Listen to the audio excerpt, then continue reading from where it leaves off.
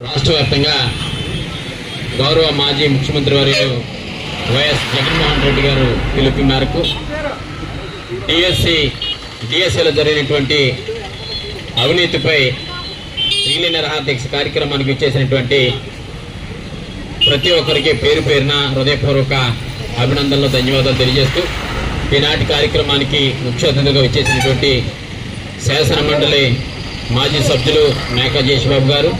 అదేవిధంగా మాజీ DCMS chairman గారు తాతాజీ గారు, వివిధ హోదాలో ఉన్న పెద్దలందరికీ కూడా హృదయపూర్వక ధన్యవాదాలు తెలియజేస్తా ఉన్నాం. కూటమి ప్రభుత్వం అధికారంలోకి వచ్చిన తర్వాత ఈ 2 సంవత్సరాల పాలన ఏంటంటే,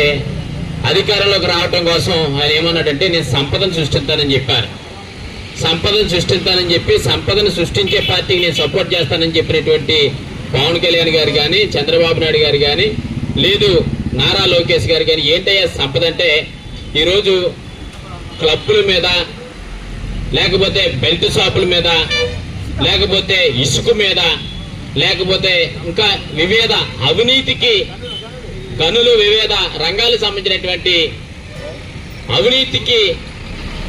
వారు దాని మీద దృష్టి పెట్టి ఇవాళ సంపాదన మీద దృష్టి పెట్టినటువంటి పరిస్థితి కనిపిస్తా ఉంది. ఇవాళ ఒక పక్కన ఏదైతే డిఎస్సిలో అవినీతి జరిగిందని చెప్పి రాష్ట్ర వ్యాప్తంగా మిత్రపక్షాలు కానీ, లేకపోతే వామపక్షాలు కానీ అన్ని ప్రజా సంఘాలు రోడ్డెక్కి ఇలా నిరాహార దీక్షలు చేసి ఇలా ప్రశ్నిస్తా ఉంటే కూటమి ప్రభుత్వానికి చేయం కుట్టినట్టు కూడా లేదు. ఎందుకంటే ఇలా కూటమి ప్రభుత్వం ఇవాళ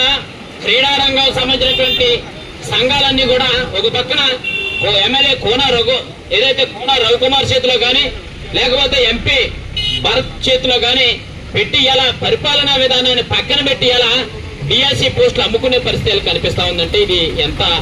బాధాకరం ఒకసారి అర్థం చేసుకోవాలి. ఇలా విద్యా దీవెన లేదు, వసతి దీవెన లేదు,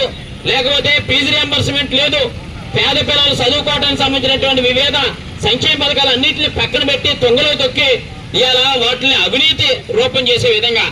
అదే జగన్మోహన్ రెడ్డి గారు అధికారంలో ఉండగా దగ్గర 4 లక్షల మందికి ఉద్యోగాలు ఇస్తే ఎక్కడా కూడా అవినీతి జరగకుండా, ఏ ఒక్క వ్యక్తికి కూడా అవినీతి జరగకుండా చర్యలు తీసుకున్నటువంటి వ్యక్తి ఆనాడు జగన్మోహన్ రెడ్డి గారు అనే విషయాన్ని సందర్భంగా తెలియపరుస్తాను. కానీ ఇక్కడ చూస్తే ప్రతి అంశంలో కూడా అవినీతే. ఇలా ఇసుక మీద మాట్లాడుతూ ఉంటారు, కానీ ఇవాళ వాళ్ళు చేసినటువంటి దోపిడీ ఈ రాష్ట్రంలోనే కాదు దేశంలో ఎక్కడా లేదు.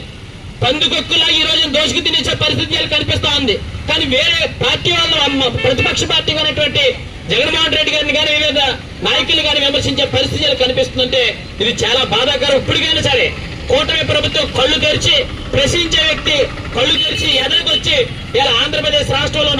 నష్టపోతున్నటువంటి ఇలా విద్యార్థులు